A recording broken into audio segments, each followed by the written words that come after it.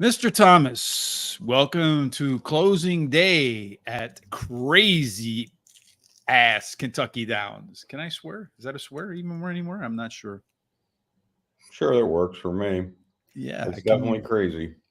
definitely crazy. Surprisingly, we had, despite all those long shots last time we got together on Saturday, we had quite a few of them in our picks. So I was happy to see that.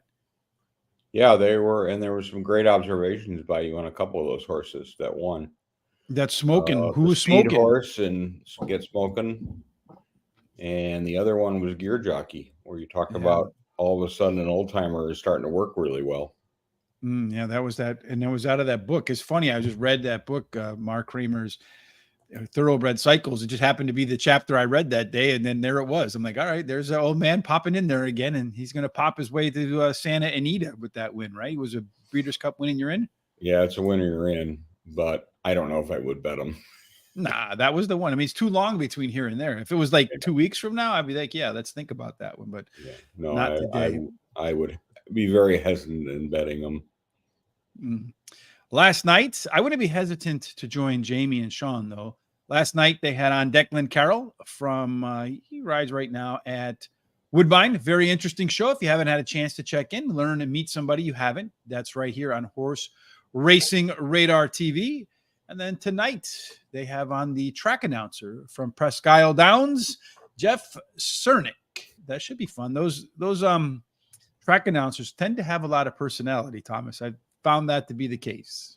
Yeah, they seem to. It's probably part of the. I think you'd probably have to be kind of extroverted to actually want to get out there and call a horse race, because me just trying to call them on here is very difficult. Trying to keep track of everything that's going on. It's a lot easier. It's good luck. Yeah, well, some of that could be in race number one too, Tom. It wasn't intended to be a segue, but it is indeed a segue. Race That's number definitely a one segue. at Kentucky Downs might require a little bit of luck too. You're going to tell us why. Well, it's 6.5 furlongs for 2-year-olds. And we got a bunch of A's who drew in, so that'll add to the fun. And you know what? Kentucky Downs rather than turf. I know you're shocked.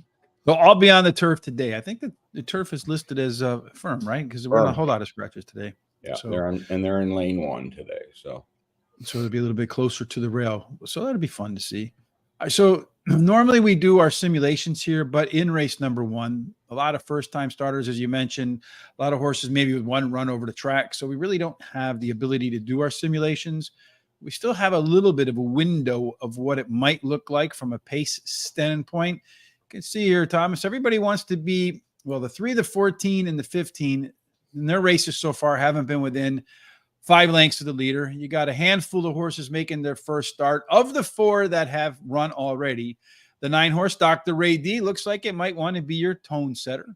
The 11 horse, Astorina, that one perhaps can be on the front or maybe right off the front.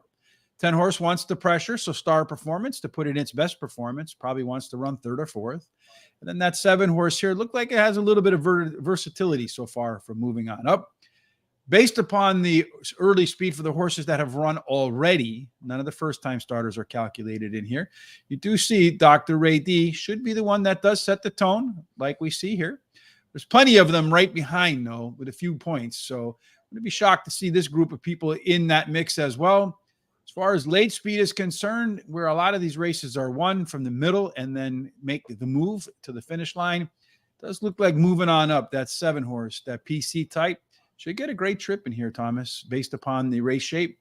And then looking at the total pace, that 7 horse moving on up, also 7 points better. There's got to be something in those 7s, Thomas, because you got double 7s there. I guess that makes moving on up probably moving right into the winner's circle. What do you think? I won't start with number 10, Star Performance. Raced inside last time out, just didn't finish. Added blinkers today. I think that will help a lot. Number 5, Satin Blue, is my next choice. It's a first timer, good works. Bred to love the turf, and it's a Sharp and Rosario combination. And finally, I did take that aforementioned 7, moving on up. Ran a nice second last time out. Was gaining at the end, and yes, I think it is the one to beat. I think the Jefferson's horse moving on up is indeed the one to beat. There's a little bit of a reference that dates us, Thomas. I like that 7 horse because let me scan up to my notes and then I'll tell you why. It's last time out, finished second. So that's our good friend Chris Parmalou's angle. Means a maiden that only has to beat 1 horse this time. And in that debut, actually ran a Z pattern. So its early pace number is here, a little bit of a dip in the middle, and then a second win down the stretch. I think going a furlong extra today is the difference maker for moving on up. Satin Blue, the first time starter that you liked, Thomas, has one of my favorite handicapping angles now, especially for first time starters. I call this my back bullet. So back in here, you have this back bullet work on August the 4th, and it wasn't a cheapie either. You have the Churchill Downs training track running in the mud, which could be a good indication that the horse might like turf. 47-1, then followed by a slew of maintenance workouts. Almost hit another one yesterday. I think at like 9-1 with that angle. Finished second. There was a little bit of an ejection in the race, but the stewards didn't overrule. Number 11 gets the third choice for me. Asternia was well bet in its debut. Has a bullet workout and then 2 maintenance workouts after that. So should remain sharp. Finally, Dr. Ray D ran much better last time out through the first half mile in its second start. Has 2 workouts, and then the last one getting ready for today was a bullet, so should be sharp too. 7-5, 11-9 for me in race number 1.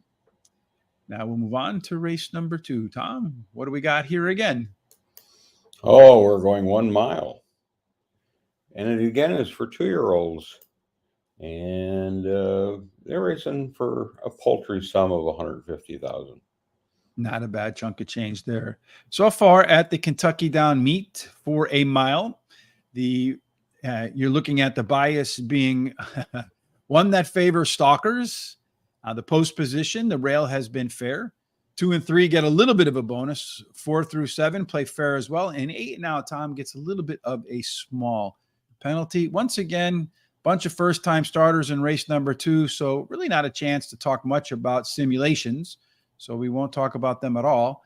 And again, this time around, too, on the pace, probably too many first-time starters, and then most of the horses that have run so far, nowhere near the winner at the finish line. Only the 5 and 7 have shown any interest outside of the first-time starters. So this one's just wide open handicapping, Tom, based upon all of our insights, so share yours. I'm starting with number 10, Sheriff Joe is my top choice. Race wide last time out. It's going to move from the dirt to the turf, which it should like. I'm looking for improvement because they're adding blinkers. Number 7, Coastal Brink is my next choice. Added blinkers last time, showed improvement. After 2 average starts, was no match for the winner. Ran second. Good race. It was a good race. And I think you can see more improvement out of that one. 5, Noble Gentleman, was up front last time out, made progress, and then went backwards. They're going to drop it back to a mile. From a mile in a 16th race, I think that's a much better place for it. The right distance from Noble Gentleman. I'm going to go with the 7, Coastal Brink, your second place horse in there, Thomas. Coastal Brink. In the last race, I showed you a lot of those horses didn't do much, but this one did run the top last race speed figure. And that was the first time the horse tried grass. In that race, all of the internals were better across the board. And maybe we'll see more of that in the third start after a layoff. Tireless, the 8 horse, back to that bullet and go. Back bullet angle for me. First time starter with the August 21st bullet workout, and then 2 maintenance workouts after that. The 12 horse, Divine Empire, took a big step forward in its second career start. We can take the same step forward here today. Probably good enough to get the W. Finally, number 9, American Decision. This is an American Pharaoh first timer, Tom. And oddly enough, the Triple Crown winner, his horses tend to do better on the turf. So solid breeding from a Triple Crown winner for turf, surprisingly. So 7, 8, 12, and 9 for me in race number 2. If you like what you see, kindly hit us up with a thumbs up. If you haven't done so already, subscribe on our YouTube channel by hitting the subscribe button and then the bell so you're notified when we go live. Like for tonight's show with the Presque Isle Downs announcer, or last night's show with Jamie and Sean. Always a lot of fun. Thomas and I will be getting together tomorrow again. Not quite sure. We think we're going to lean towards Delaware, but there could be some changes in that. And then you'll see what we're going to do on the description down below. All of our social sites, Horse Race, the number 2 day, Horse Race, the number 2 day. And that'll get you to Twitter, Instagram, Facebook, Threads, and TikTok. Mr. Tom, we're going to go not on. necessarily in that order. Yeah, in any order, really. We still have a while, so we're making good time.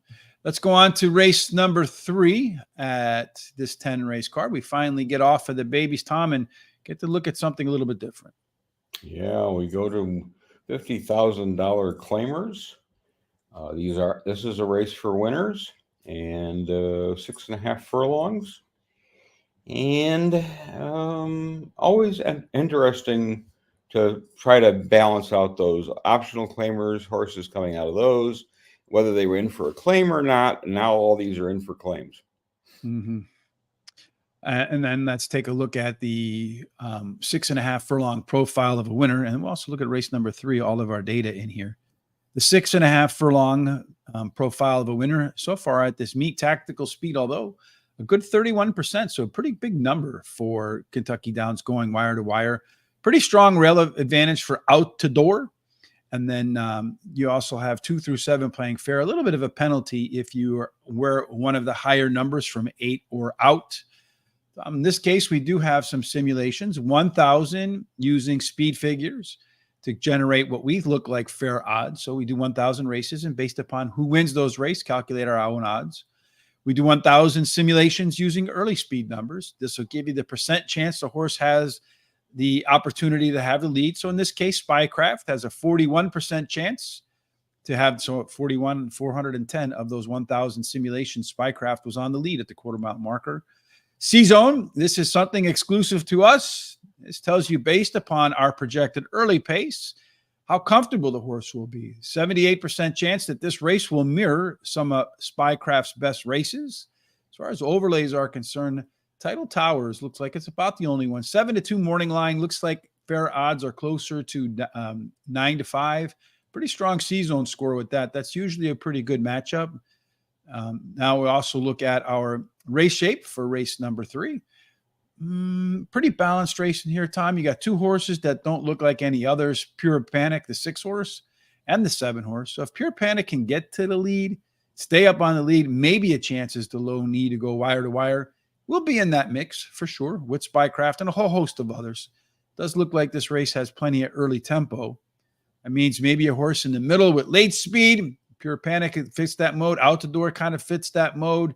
Tilted Towers fits that mode. Our total pace figures, which scored I think in the last day we did Kentucky Downs on Saturday, I think the last 3 or 4 winners were the top total pace horse in the field. If that holds true today, Pure Panic, Out of Door, Tilted Towers, those 3 standing out above the rest, Tom. You don't have any of them. Yeah, that's the way it goes. It's all right. With that, I'm going to take number 11, Brazilian Air, my top choice. I showed progress and improvement out in the last race, even though it was a bit wide. Moved up. This will be the 4th start of this season, and really the last race was the biggest improvement off of the other races. And that's one of my angles that I like to see, and dropping in for a tag, we'll see what happens. Number 12, Voodoo Zip is my next choice. A bit of a drop in class here. Had issues in the last race. This is a horse that doesn't win necessarily, but it does have a turf record too. You got to notice. And that's 22 starts. It has 4 wins, 7 seconds, and 5 thirds. And finally, I'm going to take number 8, Spycraft. I like the speed. Very game race last time out. But this will be the longest race it's run. So let's see if it gets the extra distance. We'll see. Yeah, well, it should be comfortable with the pace being on the front. I've seen a lot of these front runners that have that strong C-Zone score.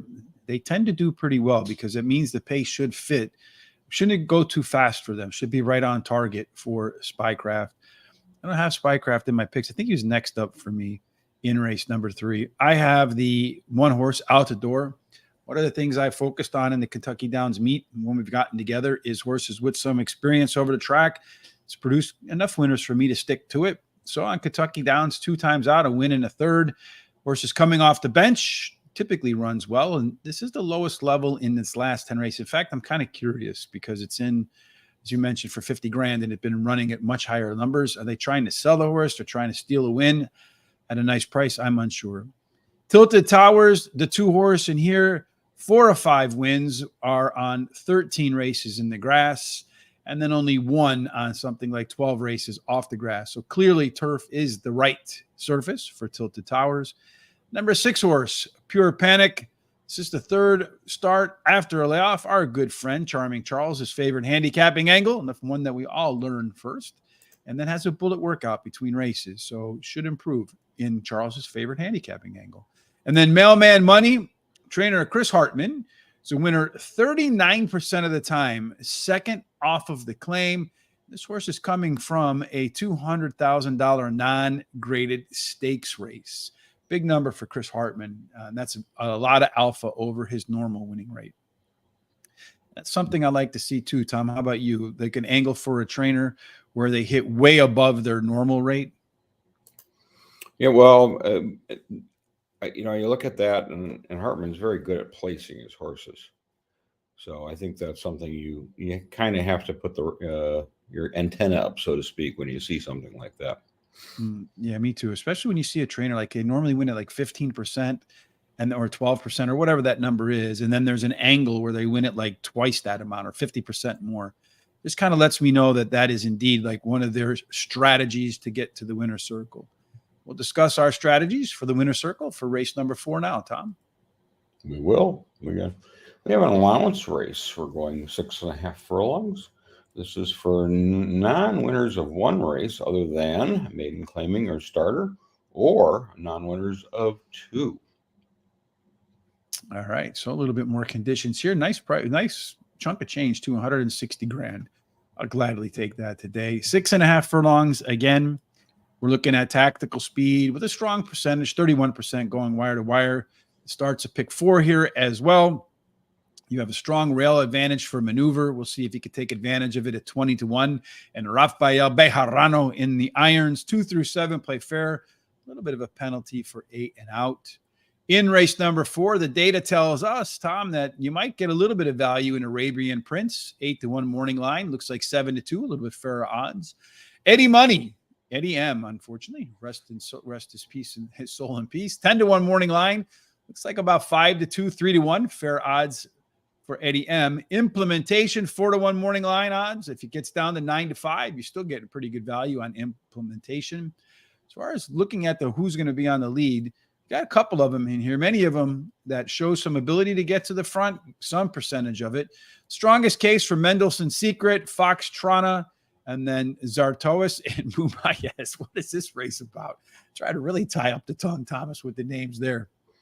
You did a good job of it. Yeah, indeed. I felt like I ate about 5 lemons in the course of that. None of these really have a standout C-zone score. I'm usually looking for something like 67% or more. So a lot of these horses could be uncomfortable at the pace of this race. So looking at the race shape, you see this triangle over here, Thomas. Most everybody wants to close or be middle back. So if the 2 or 8s can get out to the front, where 31% have gone wire to wire so far, and run reasonable fractions, they'd have a pretty good shot at staying there. You do see that the 6 horse over here is Zambesi. It is a closer, but also has some of the best early pace. That's what I call a left arrow horse, one that usually closes, but its normal gait out of the gates puts it closer to the front. As far as late speed is concerned, the 5 horse Arabian Prince and implementation scoring well above the rest of the group. So if they're close coming out of the corner, it could be very difficult to hold off as they run up that hill with the horrible camera angle. Finally, looking at our total pace, you got 4 of them in the dark green, the 7, the 6, the 10, and the 11. Thomas, which horses would you make dark green? Oh, I'm going to start with number 9, Judge Davis. It'll be a second start on the turf. This horse knows how to run third, so I think it's going to improve off that. Um, its last race, it raced inside, and when it got going, and then it got going at the end. Well, to me, I've got to see a little more improvement. I like the workout, and I do think this is the right spot. Number 6 is Zambezi. My next start, first time on the turf, but the horse has never been out of the money on the dirt. But more importantly, it's bred for the turf. And this is an Asmussen and Asmussen. Number 4, Eddie M, final choice. Tried to run the turf first time, but they keep moving this horse around. I don't know. He wins in lesser races, so this is a bit of step up. I'm going with that angle that he's going to like the turf a little better. The breeding says he should like it. Let's see if he can really get it done in this race. Yeah, and the simulation odds says it should be the favorite in here, and I don't have it. 10-1 down to maybe 5-2, 3-1. So some really nice value on Eddie M, which would have been my next pick. It is my 5th in my selections. I have Mendelssohn's Secret, the 2-horse at 12-1 with the 99-1 simulation odds as my top pick. He has run at Kentucky Downs in its debut, won that race, been off since February, and does have plenty of good works, trying to make it 2 for 2 off the bench at Kentucky Downs. Zambezi, as you mentioned, Tom, 5 races in the money in all 5 of them. It's the first one on the grass, and you pointed out that the breeding is there for grass. We'll see if it can take its form from dirt to grass. Implementation, the 7-horse, 1-2 in a row. Kind of surprised Tom didn't have this one in here, because he did run in a grade 3 at France, so it scares me that Tom doesn't have the grade 3 French horse in his picks, because he is our international man of mystery and expertise. Only thing, though, is the horse did look like he might prefer the dirt. Maybe that's why Tom skipped him. But I think you can't ignore the class. And then finally, the 5-horse Arabian Prince has some really strong late legs. In fact, tops in the field. And a bullet workout between races tells me that they want to get this horse off to a little bit of a better start today, Tom.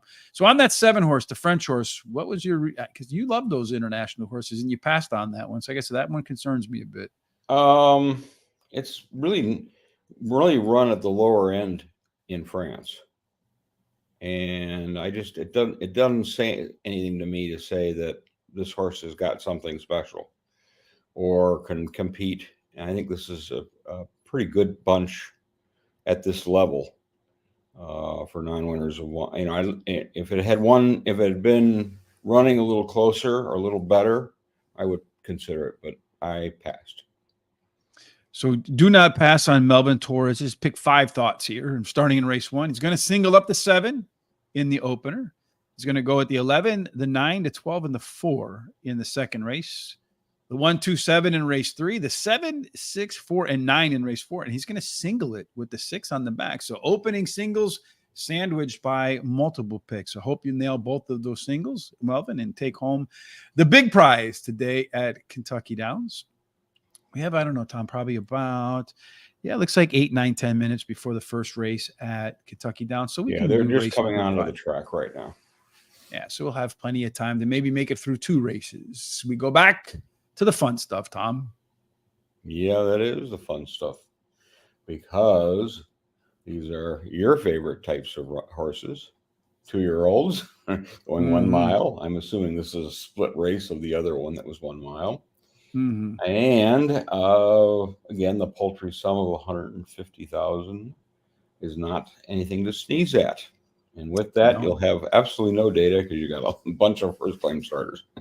Yeah, there is no data because of the first-time starters. You can see here in race number 5, of the horses that have run, the 6, the 9, and the 11 closed. The 1, the 2, the 5, and the 7, they didn't show up because they were more than 5 lengths from the leaders. You see something like this, you probably should just put these 4 horses together, these 5 horses together in an exacta or trifecta box. Probably going to come out with the winner of that group. We'll see if that's the case. Looking at the early pace numbers to see who might jump to the lead. Alligator, Pray for Champagne, Sistina Chapel. So all these horses here, maybe a little bit of chance to get forward, the ones that have run so far. The ones that showed some late pace interest, Cleopatra's Nile. Cairo Street, which was a closer within 5 lengths. There you go. Sistina Chapel, also early speed. But that one might be able to sit third or fourth around the track and then use what it showed in its races to be able to come home at the end. Those two, Sistina Chapel, Cleopatra's Nile, they get this top score in here for total pace, though I really wouldn't weigh very heavily on that. I would really weigh kind of heavily on our handicapping, Tom, and weigh on yours right now in race number 5. Oh, I did. And somehow we both ended up on the same horse. That's interesting. Yeah, it's not good. Number 6 is Sistine Chapel. Had issues last race, got up for second, only lost by a nose. I think a shorter distance will help. I think a clean trip will definitely help. Mm-hmm. Number 2, Cleopatra's Nile is my next choice. I tossed the last race out. The best way to describe it, it was a mess. It's got some fair workouts. Moving the turf, I think, helps. Number 10, Show Off. My final choice, first-time starter. Has some nice works. There were fast ones earlier, and then some slower, more maintenance type works. This is a Brad Cox horse who may be a nice horse. Mm-hmm. And Brad Cox usually has a pretty good barn. I'm with you, Sistina Chapel. Missed by a nose in that debut, as you mentioned, Thomas. Pair of good workouts between the races, and then Kenneth McPeak. He puts a horse out on the grass for the second time, has won 7 of 21 races. Quick math says 33%. Again, an alpha angle because Mr. McPeak does not win at 33% overall. I feel like 21 tries is a good enough data sample to say it's an angle he likes. Business, this one's making its first start with a consistent work pattern, so it's staying on schedule. Hopefully we'll see those. None of the workouts really stood out, but none of them were like bad. They were all like above average. So I feel like the horse may be just trying to get fit and firm and ready to roll today, and we'll see its best. Number 10, Show Off. As you mentioned, Tom, did have that really nice workout, that back bullet angle that I talked about, and that bullet was on July 24th at Keeneland in 6 maintenance workouts since then. Finally, the 9-horse Tonal Knight did have a very strong rally at the end of her debut. Put up 2 good works, so I think you'll see that one rally again at the end of this one, maybe for second, third, or fourth. Finish up the exacta or the superfecta, maybe even a trifecta. Want to quickly say thank you to Salif Daira, Richard De La Torre, Rebecca Pollard Rhodes, and Dustin Fackwell. I can't really read that. Fackwell. My eyes are horrible, folks, so forgive me if I screw up on your names. For giving us a thumbs up on Facebook. We appreciate that. Don't get to see the thumbs up on YouTube, but if you can give us a thumbs up there too, does help us with their algorithms. So when people are looking for horse racing shows, they'll show ours in the search results, which will help us grow the show. All right, Tom, how long do we have to race number 1? About 3 we got minutes. 3 minutes. So we should be able to make it through. We just did race what? Race 5. We should be able to get race 6 in the books. So let's give it a roll. Let's give it a rip. All righty. Race 6 is an optional claimer for $80K. These are 4 horses that have not won 12-5 3 times other than maiden, claiming, optional, or starters, or state bred races. It could be also for non-winners of 4, so you don't have to have those restrictions on you. Or we've got an 80,000 tag on these, and there are 1 or 2 in there for the tag. Well, clear version, as you mentioned, you can see the tag right there. That means the horse is available for sale. You don't see it here, so Fenwick Station is not one that we can buy. And going back to race number 5. My top choice was scratched, so that was just recently? Yeah. Race number 5, Christopher D'Souza likes the 3 to win with the 3-4-10 exacta box. In race 6, we take a quick gander at the who got scratched in here, Tom? Besides the 9, Max win for the money. I think was taken out too. So this is race number 6. Let me see. Race 6. We have the 9 out and the 6 out. Yeah, it's showing out. Yeah, it's out. Yeah. I thought it was. And that was a late scratch in there, folks. So forgive us for that. We both have them. I'll fill in my back in there because I always have an alternative at the end of there. Looking at the simulated odds, Tom, Dominican Pioneer, a little bit of overlay at 12 to 1. Looks like more like 8 to 1 would be fairer odds. Big Blue Line, 6-1 morning line. Looks like maybe 3-2 would be fair. 7-5, somewhere in that range. Dominican Pioneer looks like very likely pace setter with a pretty good C-zone score. So you got the triple play there or the trifecta of a decent C-zone score relative to everybody else. Good shot to be on the lead overlay. Definitely one you should consider in your picks. As far as our race shape is concerned for the 6th race, very balanced race, though we do have a Sesame Street horse in here with the 4-horse, and now the 5-horse too with the 6 out, because that horse now assumes the role as the lone PC. Whenever you see these two versatile columns by themselves, absolutely horses that you want to consider. Early speed-wise, if that's what you're playing, you see the Dominican Pioneer, like we thought, would be your pace setter. Well, plenty of other horses in here, not that far behind. Only Kentucky Ghost to be way off the pace there. Does he have the late legs to make it up at the end? Probably not.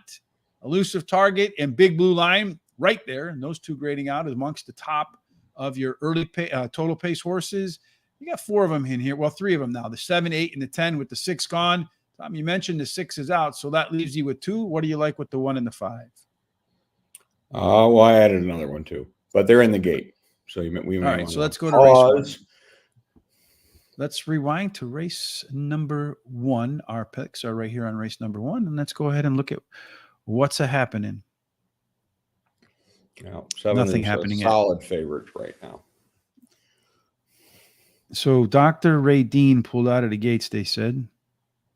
Well, it's not willing to go in that 9-horse, I guess, in race 1. No, 9's in. So the vet takes a look at it, throws the 9 back in there. Get out there and run. It's only a gash. You're tougher than that. All right, 15. And they're off. And the 5-horse folks kind of jumped in the air there. So not happy. The 8-horse, it looks like right now the 8-horse is on the lead. Taylor's Magic. That's really tough to tell because, like I said, I am blind as a bat. But looking at what I see here right now, does it say the 14's on the lead, Tom? Is that right? Yeah, I think. looks like it. Yeah, the 11's on the lead. Tough to tell. They come through the turn according to the tiles. You have the 11 on the lead, followed by the 14 on the outside. Now I can see it. It looks like you got the 12 in there, the 15. Some of those AEs are in there. And then behind the 15, you got the 13. The 7 has moved its way into third. I'm glad I'm not an announcer at Kentucky Downs right now. The 7-horse looks like the 11-horse has gone 3 wide. 11-horse has gone to the lead. Who the hell knows what's going on in this race, folks? That's my best call. I would joke right now, but I don't want to get in trouble with some of our good friends. The 11-horse stays on the lead, Tom. The question is the 13-horse going to catch him or not? Because the 13's on the outside. It's one that neither you and I have. Torino, it does look like there's a horse on the outside trying to make up ground. Right now, the 11 maintains the lead in there. That's Esterenia. Who's going to come up for second is the question. Right now, the 15 is trying to catch the 11. I don't think he's going to. It's going to go 11, I think 13, and then 8. So that's a good way to start. The 11, 8-1 morning line. The 13, 10-1 morning line. And the 8, 30-1. These races are just almost alls, Tom. Yeah. I wouldn't. I am one gentleman singled in this race. I mean, with the A's coming in, it really changed the race completely. Well, the 11, the third selection for me, did get the win at 10-1. So, I mean, I'll take that. Yeah. I wish I would have had the second place horse in there for an exacta. With the 9 scratching, my next pick would have been the 10-horse, Star Performance. So that horse, I think, did finish second, right? Oh, no, it was the 13-horse that finished second. So I would not got there at all. One of the A's, which you always got to look at carefully. There's a reason why they want those horses in there, right? Usually a reason why the trainers want to get into those races, right? Mm-hmm. All right, so race number 6, is that where we were at, Tom? Were we doing our picks in race 6? Yes, we were talking about the 4 and the 5 being horses that got that EP and lone PC. Definitely ones you got to consider when they stand out like that, because they're the most versatile. So any kind of pace breakdown they could take advantage of. Too slow, they could take advantage of that too. In the 6th race, Tom, let me click over here on race number 6. Let's talk about our picks now. Absolutely. I'm going to take. Well, you said the 6-horse scratch, right? So you got a different one. 6 is gone. One is going to be my top choice. Was claimed by Maker. Last out, has run some okay races at Monmouth. And did Mike Maker have this race in mind for this horse? Maybe. Number 5, Ever Smart's going to be my next choice. Ran at Santa Rosa last time out. Favorite, Wanzaga. Has some speed. Has placed at this distance 4 times before. So, yeah, I'm going to throw it in there. Finally, I'm going to take Max KO. Number 8 is my final choice. Ran second. It ran on the 2nd here. It's in September 2nd, I should say. And showed absolutely nothing in a stakes race. But now has a little experience over the track. And I think this is a better spot for it. All right, I put in 158. I got it all up to speed there and put in the 10 for me where the 6 horse was. Don't have any notes on Big Blue Line. I probably should have put some in there. But I do have some notes on Max KO, Tom. It is dropping from a grade 3 last time. You said the race wasn't, you didn't like the race on the surface, but when I look at it, it was a little bit quicker than the prior start. So a little bit better than what it looks like on paper. And then when you look at the other 2 races that the horse had at Kentucky Downs, it won both of them. So a horse for the course, I feel like. Kentucky Ghost, the 3 horse, his last race was at Kentucky Downs. It was a winning effort. Prior to that, he had 3 races at Kentucky Downs with a couple of seconds. A horse that has the potential to be better in a second start after a layoff. But again, one of these alpha angles, and when you have an alpha angle for an alpha trainer like Brad Cox, he goes back-to-back W's with a horse at 30%. So he knows how to spot a horse that's in form. The 4-horse Dominican Pioneer, Thomas Wesley Ward. We come out always talking about Wesley Ward at this meet. Do you know how many wins he has so far? 0. This horse won its lone trip at Kentucky Downs, has solid works getting ready, and maybe that O can go. And then the 10 horse for me, Big Blue Line, gets the next call. And I don't have any notes for Big Blue Line other than I just put it in my rankings. And then I write notes for horses after they scratch out for the ones that we expect to be in the race. Let's see here. Race number 1. Sorry, Christopher, you like the 3 to win, place, and show.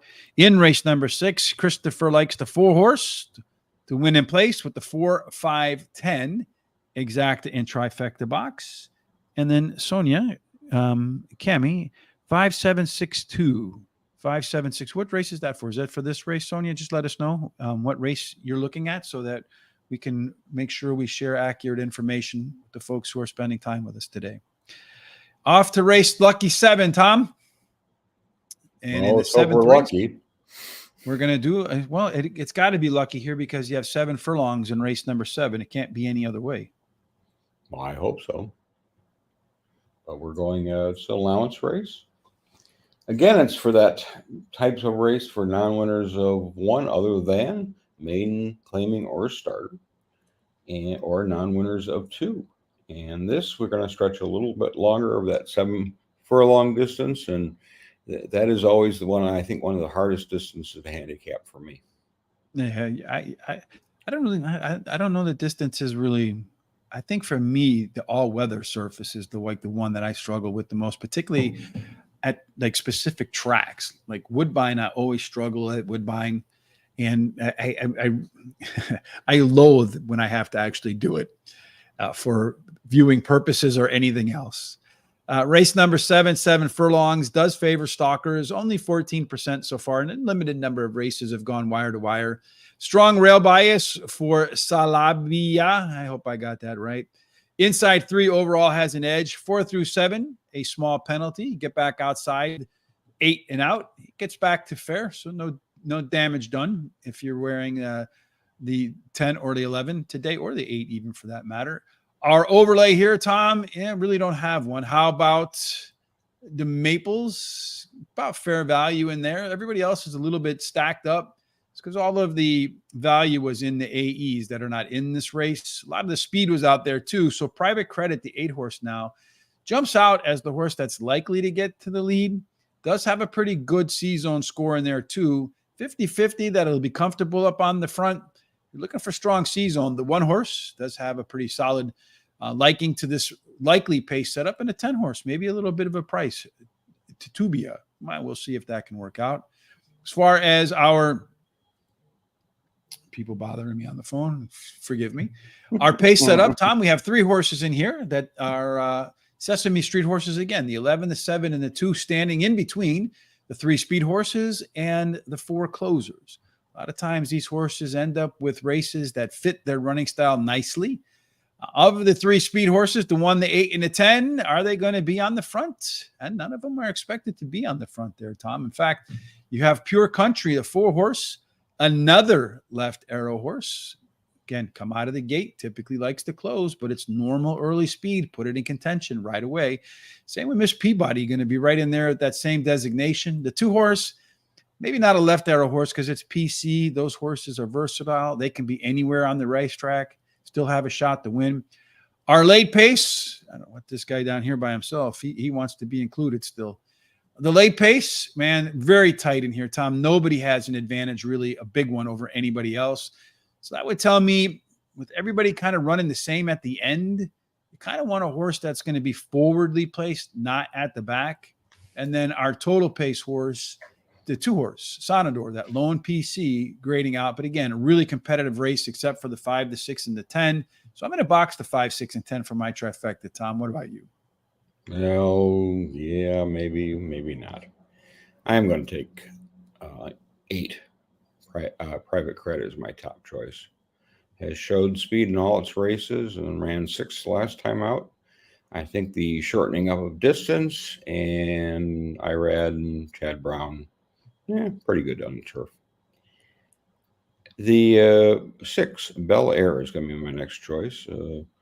Right with the pace last time out. They're going to add blinkers today. The last 2 races suggest improvement, and I think the change of equipment may make the difference. And finally, I'm going to take number 4, Pure Country.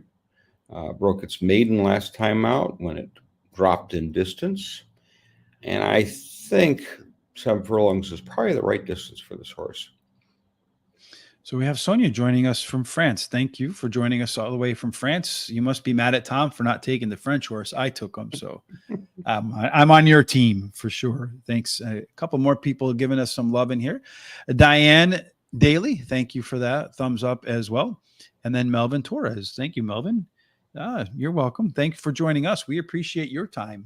You're spending your time with us, and I understand that time is the most valuable commodity on the planet, and I appreciate when people take the time out to spend it with us and listen to us jabber on about horses and hopefully get something right along the way. I'm going to go with the 1 horse, Salabia. Yeah. On the turf, 7 times out, 1 win, 4 seconds. So probably put this horse second, folks. It also has a 3rd in there. So 6 out of 7 in the money. Tyler Gaffleone and trainer Brendan Walsh, they make a dynamic duo. So far, they've won 38% of their races together, which is a pretty good number. So obviously, Brendan dials up Tyler's agent when he thinks he's got a winner. Private Credit, the one that you have first, I got second in here. Tom, been a real consistent performer, but his best performance came, at least his only winning performance, in the 2nd race after a layoff, which is what we're going to get today. And in between the last start and today's put in 4 good workouts, so should be in shape.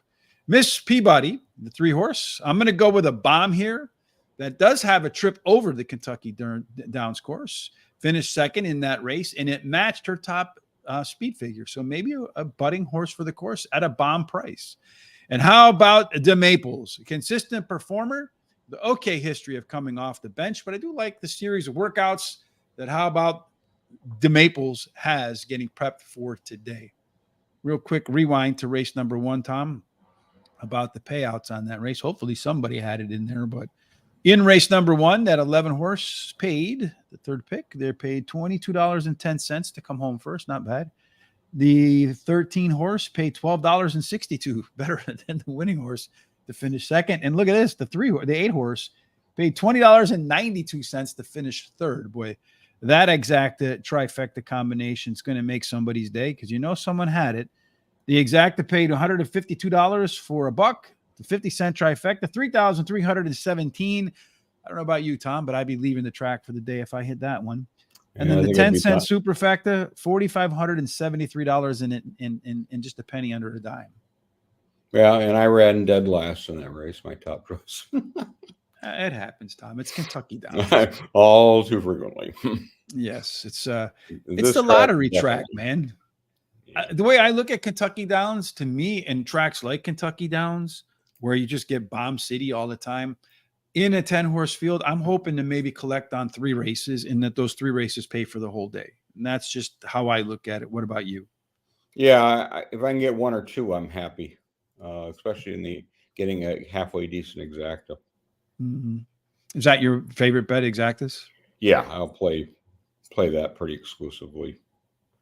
Is that from I'm a experience? boxer, so I'll box them up.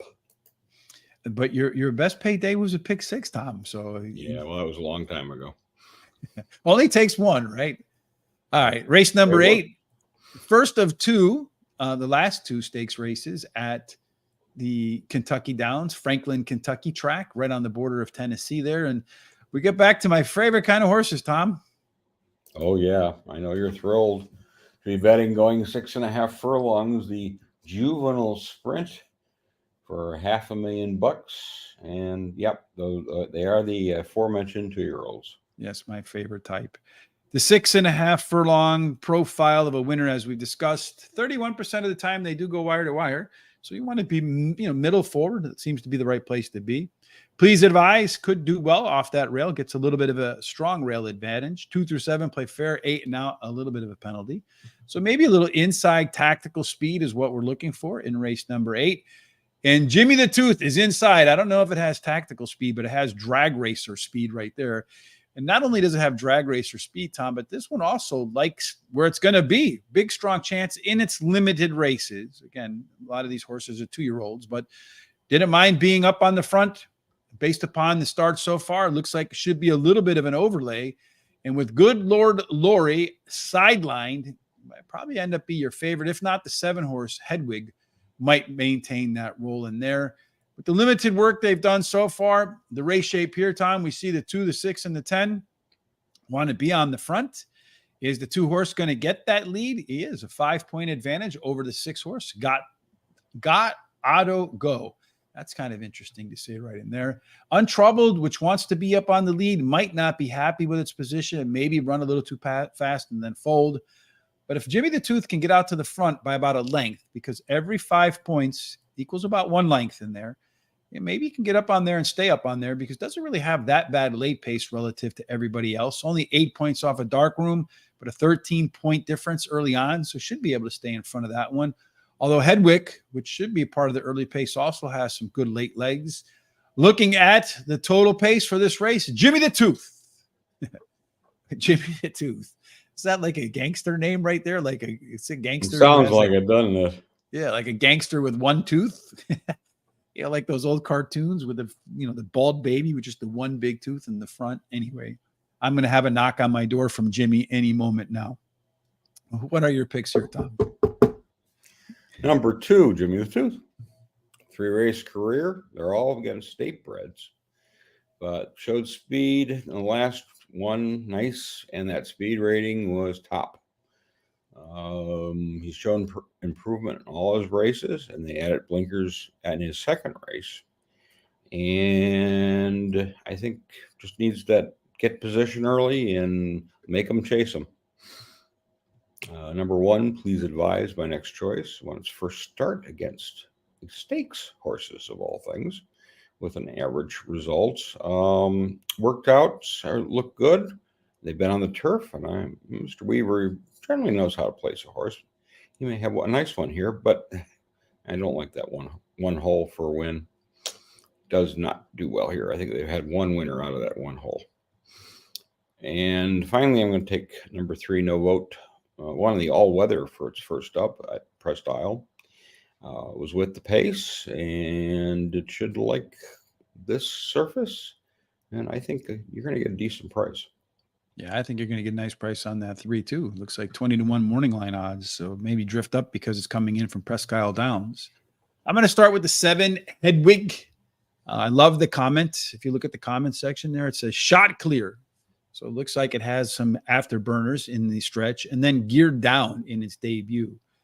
2 works sense. I think you're going to see a power move out of this one once again as they come out of that turn and they start going up and down that hill with a nice view. And then, of course, the camera is going to really confuse the hell out of you for the last, I don't know, most of the race, and then click back in at the last second to end the suspense.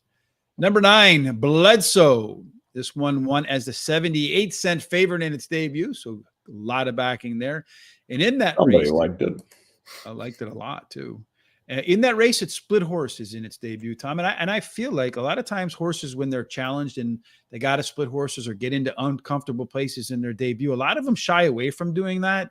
This one didn't. So I read that as a horse that has heart, as a ex-horse. And horse that's owner. great How to do you see read out that? of a 2-year-old too. Mm-hmm. Now, you used to own horses. So when you saw a youngster do something like that, did that encourage you? Yes. Jimmy the Tooth knocking on my door. Hey, what are you talking about, eh? Top last race speed figure back in July, and it was probably a pretty decent margin. Tyler Gaffleone, that was his first mount on that horse, and he decided to ride it again today. One of the top jockeys here at Kentucky Downs, so that's got to tell you something. And then the one that you like, Tom, I saw the same thing you did. Ran really well on its debut at Presque Isle Downs on the all-weather track. And then a lot of times when we talk to jockeys on our Horse Center show, and again, tune in tonight to listen to the trainer from, I'm not the trainer, the track announcer from Presque Isle Downs, give you some insights perhaps on how to win there. But every time we talk to a trainer or a jockey, people around horses in the races, they tell us that the all-weather can be a good indication of what a horse might do on turf, that there's some correlation between the two. So I said, you know what the heck, at 20-1 odds, I'll take that shot too, Tom, just in case it does translate. We'll take a shot at finding some more ideas in race number 9, another one of these stakes races that for the babies to fatten up their bank account. And this is why races like this are why people run their 2-year-olds, right, Tom? Absolutely. Because sometimes their 2-year-olds develop a lot very quickly and are much more mature.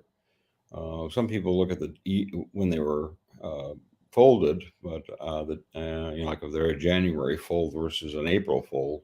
Mm-hmm. But I think that some of them just develop quicker, and then as 3-year-olds, they're a bust. So if you're curious when to know when they were born, we use Brisnet. So right here it shows you this one fold in February horse, and with the 2-year-olds March. This one's a month younger than the 1 and the 2. So at their age, Tom, I mean, I've never been an owner of a horse. You've been around horses longer than I have. Is there at this age any advantage to being a month or 2 months older than later just on? A matter of the breeding and how fast. So, certain sires are very good at dropping 2-year-olds much better than older horses. Mm-hmm. And sometimes you can look at that and see if you can pick up something that's worthwhile. Because even the horse in this race that I picked has run here already and won, and it is a January foal. All right. So which would make it the oldest horse in the field. In race 8, Chris likes the 6 horse with the 2-6-10 exact, the trifecta box. Looks like he and you think a lot alike, Tom. Looks like he bets the win bet and then backs it up with the exact and trifecta in case he likes it behind it. Again, this one, Tom, 6.5 furlongs does favor horses that have a little bit of tactical speed. 31% of the time they go wire to wire. There hasn't, this meet anyway, I think, been a decent rail advantage. 2 through 7 have played fair, 8 and out, a little bit of a small penalty. Again, these horses in race number 9, lightly raced. A couple of, looks like if your name started with determined, you weren't running today. And then Fair Hope Curly, that one's on the sidelines. Wasn't going to run anyway, it looks like, with 99-1 simulated odds. So that one's on the sidelines too. Looking for value here, we find that the Buttercream Babe comes in at 8-1 morning line. Looks like 2-1, might be a little bit better in there. Definitely one that looks like it has a strong shot to get on the lead. So if the pace is comfortable, can maybe run to those odds. Copperum, the 11 horse, 12-1 morning line. Looks like 3-1, might be better value. Crown Imperial, 6-1 morning line odds, 4-1 simulated odds. Gotta like that. Again, talked about the 10 looking like it's your most probable leader, although maybe the 6 or the 7 can challenge in there. If we're looking for our strong C-zone scores, Christopher D'Souza, Myas Halo, grading out considerably higher than everybody else. Again, a lot of these horses really don't have a lot of experience, so we'll see a lot of volatility in those numbers. Most of this race wants to be forward, middle forward, Tom. So it could show up that the 6, the 9, the 12, and the 13 as closers could have the race edge based upon the race shape. Too many of them forward, opening the door for closers. Early on, Buttercream Babe, that 100 is a stakes caliber early pace number, Tom. So maybe the horse fits in here with that 100. Got a bunch of other ones that are pretty quick in here too. So it can be a pretty hot pace up front, which would, again, open the door for these closers back there if it gets too hot. Looking at the late speed in there, that 10 horse, though, Tom, look at that. Right in there as third. So maybe gets out to the front and then kind of hangs on at the end or pulls away, because I don't think the 6 or the 8 have enough. They'll be too far behind to make up that difference if things go according to the numbers here. And then looking at the total pace, Buttercream Babe scoring 6 points better than the next group. And all those are kind of bunched up in here, Tom. So according to total pace, the 10 horse is the one to beat. You think it's going to get beat by 3 others? I do. And I took number 9, Hidden Class, as my top choice. Won here opening day and was very impressive. And now has experience over the track. And I would be very surprised it doesn't run a nice effort again. Number 4, Honey Dijon, is my next choice. A race that moved off the turf. And it won it last. It drew clear nicely. The work say it's ready. I think it'll run fine on the turf. It's certainly bred to do it. And finally, number 12, Imperial Crown, has 4 races. There are 2 on the turf and 2 on the dirt. And it's done well on all of them. It missed last time out of stakes at Saratoga. Yeah, the post position is a bit of a challenge, but it does have some pace. So get it set, and in the first race we saw, the outside horses did nicely here. Mm-hmm. I'm going to start off with the 10 horse in there, the one that is that top total pace horse that we saw through the total pace figures, the Buttercream Babe. Won her debut at Kentucky Downs, did so with ease, strong start, pulled away. I have a feeling that the horse has more, because just looking at the numbers, it didn't really look like it had to work at the end. So I think we can see a more complete effort in another winning effort out of the 10, Buttercream Babe. Number 6, Hidden Class, up to early pace and speed number in the second race of its career, winning at Kentucky Downs as the 3-2 favorite. Song of Norway. I love the comment that the horse drew off one-handedly, especially in their debut runs. So you can expect more out of Song of Norway today. And I think that's another chance for Wesley Ward to get the O to go. And then number 12, Crown Imperial, up to her speed figure in the 3 races after its debut. So 3 consecutive speed figure increases, according to Barry Meadows in his book, The Skeptical Handicapper, is an alpha angle, one that wins at 15% or more. And this one has been facing this non-greatest stakes level competition in those consecutive speed figure increase races. And that's it for me, Tom, for race number 9. And the final race on the card today, the final race at Crazy Kentucky Downs for the 2023 meet, Thomas, is what? We are going 6.5 furlongs. And surprisingly, it's on the turf. It would be interesting if they took one off and put on like on the street or something. It's for fillies and mares who are 3-year-olds and upwards. And we got a bunch of maidens. We do have a little bit of experience here, so you should have some numbers. I do have some numbers. I got some numbers from you from Christopher D'Souza, too, for race number 9. Likes the 8 horse with that strong late pace number in there. 8, 10, and 2 exacta trifecta box for Christopher D'Souza. Speaking of numbers, for race number 10, again, 6.5 furlongs, does give tactical speed an edge. 31% of the time, they do go wire to wire. The rail does all right in there, 2 through 7 fair. A little bit of a bonus, I think, or at least fairish from 8 and out. Let me just make sure I get that small penalty from 8 and out. So it does get a little bit of a ding, but not dealer breakers or makers. Final race of the day, final race of the meet. You're looking at some value. You got a little bit of value in Kara and Colleen, 5-2 versus the 3-1 morning line. Everybody else probably a little overpriced. Oh, I missed the 6 horse. Title Tactics looking about 3-5 on the 7 horse. Tom's top pick there. Tom catching that versus 6-1 morning line. The early speed goes to Fancy Cabernet. I got it right this time, Tom. If you didn't watch the first show, I don't know. I called it something different. Chianti, you could not pronounce. Yeah, I got it wrong, but I got it right this time around. So there you go. That one should be on the lead. Get a little bit of competition from Snow Princess, maybe War Woman. It's an interesting name. Snow Princess versus War Woman. Who would you take in that superhero battle, Tom? Snow Princess. And then looks like the top total pace horse in here is the 2, Last Glimmer. I mean, top C-zone score. Well, I think more than everybody else combined. Don't have it in my picks, but maybe one you want to think about in the back end of your exactas and trifectas, maybe superfectas, kind of creep up in there at the end. Although in the race it ran so far, it wasn't within 5 lengths of the leader at the finish line.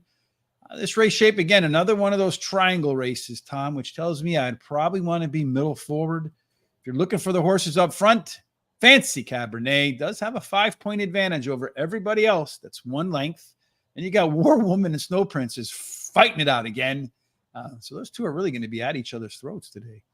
The late speed belongs to the Title Tactics, that heavy overlay, according to our simulate. And that's 103 score, 23 points better than the next closest horse. That's a huge advantage. That's, again, a stakes number when you see triple digits.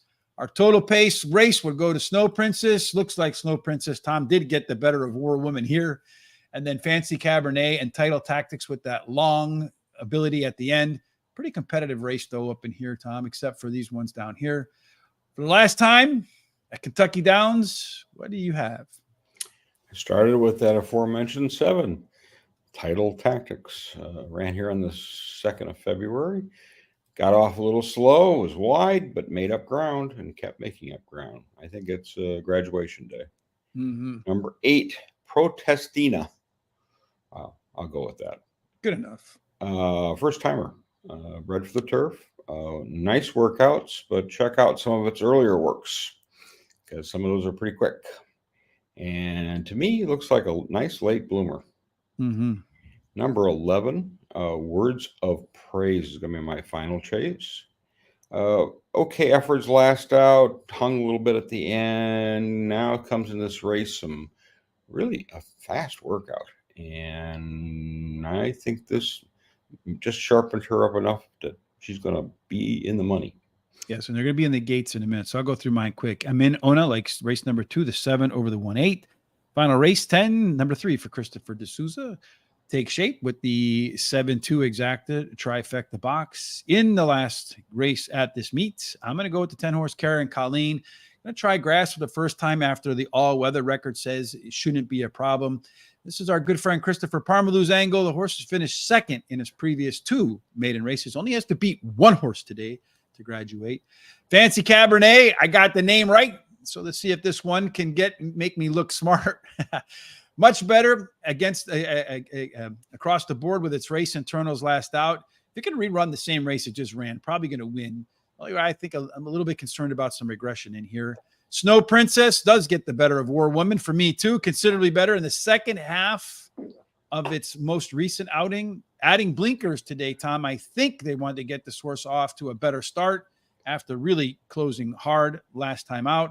And then finally, number 7, Title Tactics, top last race speed figure at Kentucky Downs, despite a just awful start. As we showed you in the pace setup, has monstrous late pace. If this one gets off to anything remotely close to a good start, it could be next to impossible for the rest of these horses to hold that one back. And that's it. Top pick, number 11. Which race is that in this race right here? The Words of Praise. That's your top pick of the day for Melvin Torres. So keep that in mind when the closing race comes up. Let's go back to race number 2 real quick, Thomas. Let's see what's happening on the screen. What timing as the gates opened in the second of these maiden 2-year-old races getting started. And it looks like a whole bunch of them are trying for the lead, but that 7-horse up there, Coastal Brink, is the one that's setting the tone. But he's got a whole ton of horses to his inside, so it could make his trip around the course a little bit more difficult. Looks like right now the 2-horse Last Attack has decided he's not going to let him get away with a comfortable pace, but they slide down that hill and the 2-horse backs up, really kind of screwing up the 1's chances to win. So the 7-horse right now remains on the lead at 22.5 seconds. To its outside is Tom's top pick, Sheriff Joe. So maybe we're going to have a rich Tom exacta here. I wish I would have had that 10 in my picks. come down around the bend into the curve. The 7 and the 10 continue to lead the way, probably about a length and a half away from horses that look like they're running in the Wild West movies. The pack of horses with a bunch of dust flying up behind them. You do have a couple of horses decided to join the race right here as they come through the turn. The 7 horse showing some greenness, Tom, running sideways like a 1979 Nova on the highway.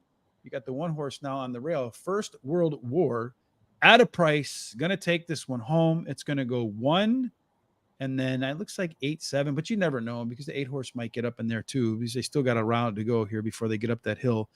But I do think the 1 horse is going to win this race at a big price.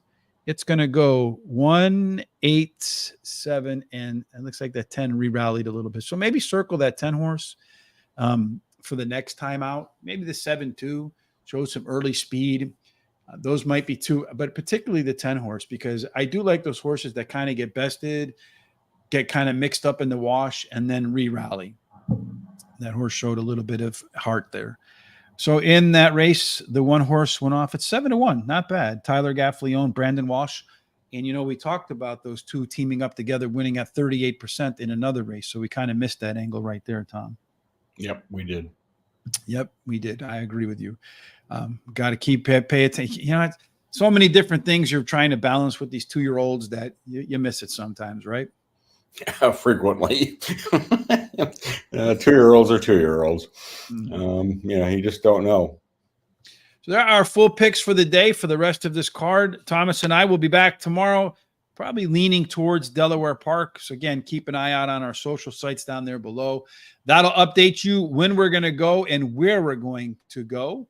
And then again, tonight, don't forget to join Jamie and Sean as they have on Jeff Cernick, the track announcer at Presque Isle Downs. That'll be at 8 p.m. Eastern. The best way to make sure you don't miss any of our great content, Tom, is to do what? Well, I would hope you're going to check us and put the bell on so you can hear us when we're available, because we're available a lot. Mm-hmm. And then, of course, one other way you can help us, if you go to the YouTube channel, you'll see that there is, I should probably have this up there already. You will see that there is a share button. So if you click on the show, if you like today's show, kindly hit that share button and then go ahead. And once you do that, press copy, paste it in your social sites, your Facebook, your Twitter, your Instagram, all of those. Share it with your friends so they can find us as well. Help us get to 10,000 subscribers so the folks at YouTube will unlock a few more tools for us, Tom. Any final thoughts before we exit out of here for the last day of crazy Kentucky Downs? Well, it's been crazy because not doing so well yet so far. We'll get it. We got 8 races to go, Tom. We're gonna tee it up like the Brewers game tonight, Tom, and we're gonna send a lot of them out of the yard from here. But till we get together again tomorrow, Thomas and I and yourself, we certainly hope that you have God's blessings and that every single thing that you do. Before we move on, Tom, one final comment here. Thank you. I'm in. We appreciate it. Race 2, the win with the 1. Fantastic on that. Hopefully you guys all had that in your picks. And then Amen actually had the 1 in his picks with the 1 and the 8. So great call right there, Amen. Appreciate wonderful. That's why we like people putting in their picks on in the comments. It helps out a lot. Please do, and continue to. Everybody who's contributing, we greatly appreciate that. And your feedback and how you see these races is just as important as how we see them. Sometimes I think a lot more important based upon generally, I would say there sometimes would be a lot more than our crappy picks. But we usually do pretty well. We're just being no, it's Kentucky Downs. One race will make a complete fool out of you, and the next race you look like a champion. You look like a genius for sure. We'll be back tomorrow to look like geniuses. Until then, Thomas, we hope that every single thing you do today ends up in the winner's circle. Indeed. Thanks for joining us today. Have a fantastic hump day.